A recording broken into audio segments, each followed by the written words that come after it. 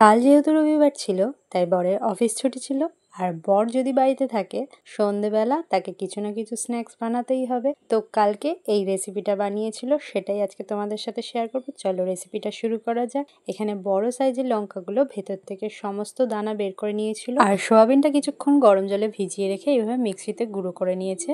আর এখানে মশলা নিয়েছে হলুদ, লঙ্কা গুঁড়ো, জিরে গুঁড়ো, ধনে গুঁড়ো। এবার এটাকে জল দিয়ে কিছুক্ষণ গুলে রেখেছিল। আর এখানে মিক্সিতে পেস্ট করে নিয়েছিল টমেটো, আদা, লঙ্কা। তারপর কড়াইতে তেল গরম করে সেই তেলের মধ্যে গুলে রাখা মশলাটা দিয়ে দিয়েছে।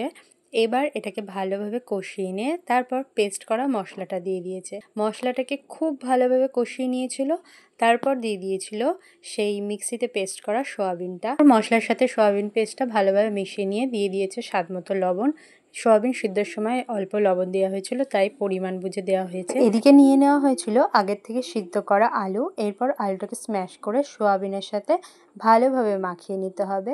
তো সোয়াবিনের সাথে আলুটা মাখিয়ে নিয়ে লঙ্কার মধ্যে পুর ভরে দিতে হবে। দেখো একদম ঠেসে ঠেসে পুরো পুরটা ভরে দিতে হবে।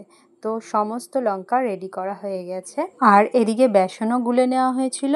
এর মধ্যে একটু জলের প্রয়োজন ছিল, তাই একটু জল দিয়ে আর সামান্য সাদা তেল দিয়ে ব্যাটারটা বানিয়ে নেওয়া হয়েছে।